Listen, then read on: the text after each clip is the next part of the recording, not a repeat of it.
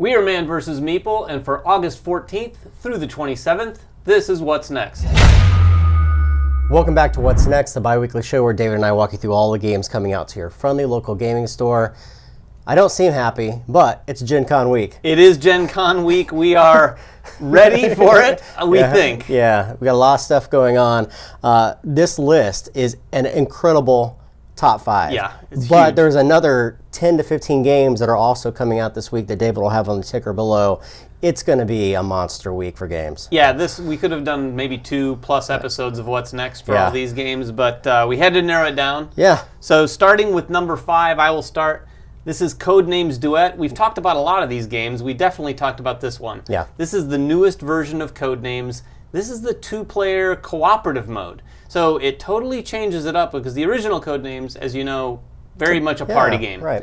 This is not a party game. It's still fun, Yeah. but definitely not a party game. This is more of a thinking game. You're 2 players sitting there quietly trying to figure out and beat this thing cooperatively, and it is tough. Yeah. You and I've played it, Right. like the first day we tried it maybe 4 or 5 I don't think times, we've won yet. and we haven't won yet. Yeah. I have won, but not with you. We just haven't cracked that Yeah, yet. and you guys may ask, is it really that much different than the original Codenames? Yes and no. The whole aspect of playing a 2-player cooperative game makes it feel much different. Plus, if you really want to, this can be played in teams. So if you can play it 2 versus 2 if you so wish. Well, and the great thing is all the components can be used with the original Codenames exactly. too. These are 400 new words, Yeah. considering front and back. Yeah. So great little package. It's going to be a huge seller at Gen Con, and as soon as it hits stores too. All right, my 4 is a Mind Clash game. These guys are on a roll. They did Tricarion, now they did Anachrony. This was a Kickstarter game last year. It's actually been in Kickstarter's hands for 3-4 months. It's been out for quite some time. We played this a while ago. But it's finally seeing retail release. This is a great worker placement game that uses time travel as an aspect to move your stuff around and to use different aspects in the game. It's a marvelous game. It's a very meaty game, but also has a ton of variability. You can play this game 20, 30 times and not play the same game again. Yeah, it's meaty, but it's also, well, I mean, once you play it, it's not terribly difficult to play. I love also the fact that you can go all to these worker positions, but then you can sort of use enhanced versions of your guys with the exosuits to go out to other worker positions. Yeah. Really cool layered approach. A lot of meaty choices in this one. Number 3, another one we've talked about recently. This is Viral. This is a area control, area majority sort of situation, but it takes place in the human body. Yeah. And it's a very beautiful, colorful yeah. thing. This has the type of graphic design and artwork that I think you and I both appreciate. It's very friendly and family-friendly looking.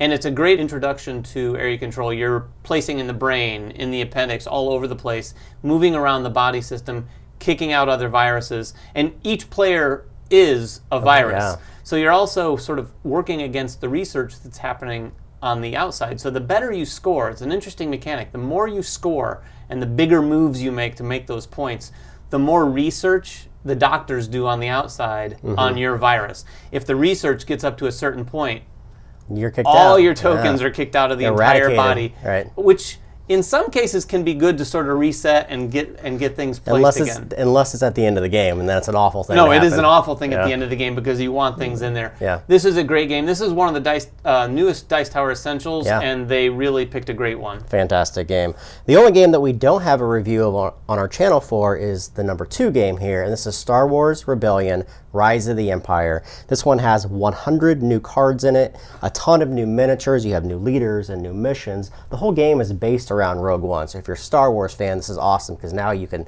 steal the plans and do a whole bunch of kind of diversion and tactics. Adds those characters. It does, yes. This is a fantastic game, one of the most thematic games. This and War of the Ring for Lord of the Rings are the 2 most thematic games I've ever played, and just a great game. And hopefully we can finally get you to play the game and do an actual proper review of the game here shortly. Absolutely. And this thing just hit. We just got it last week, so this is a fresh one. Cool. Number 1, back to a list of games that we've already covered and we love. Yes. This is Whistlestop from Bezier. We played this our first chance at Origins, and then now it's coming out at Gen Con and hitting retail at the same time. This is a sort of, it's hard to describe this. It's not a traditional train game, but you're laying tiles and moving your trains across the board and scoring points along the way, scoring points once you get to your destination, but it's not all about getting every single train across there. Right. You can use some of your trains to sort of do the heavy lifting Yeah. so that your trains that do make it across score maximum points.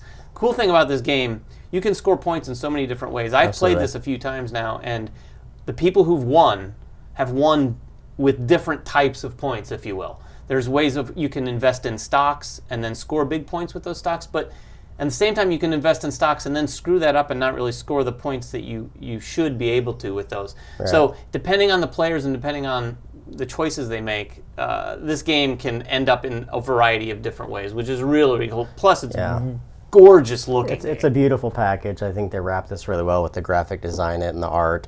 Very simple to play, easy to pick up, minimal amount of components, but a lot of depth in the gameplay. Absolutely. All right.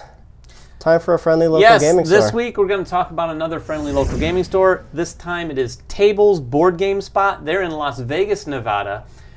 Someone told us about this. One of their customers actually brought this one to our attention. And this is kind of a unique place. It's not a traditional board game store.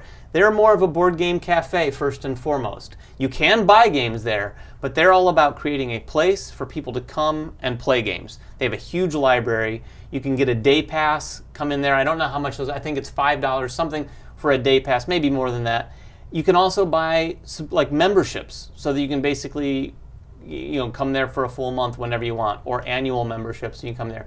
They have a lot of good locally sourced food and snacks, as well as like craft sodas, those fancy sodas you've never heard the name of, almost like a craft beer, but sodas. And I think they are working on bringing beer and wine, which is always a good idea in my opinion, for a board game cafe type environment. Yeah, it's nice to see with all of these online distributors now and online sales, movie theaters are shutting down, retail locations for clothing are shutting down, even board game stores are suffering right now, but to include different kinds of dynamics to the store, having a cafe is the perfect way to introduce gaming to a new audience and get people to come in, hang out, casual conversation between people as they play a game. And it can be a tricky model for sure. Some people have made it successful, some haven't. It sounds like Tables has hit the sweet spot because this one customer as well as some others really seem to speak highly of them. Be interesting to see a Vegas store too. Imagine the people that kind of walk into that store from time to time. Anyway, we're going to be at Gen Con, so come see us. We're going to have hopefully another What's Next here shortly, right after Gen Con, with a whole nother list of fantastic post-Gen Con titles. Follow us, subscribe to us on all Twitter, the different places. Facebook, make comments below, and we will catch you guys next time. Bye-bye.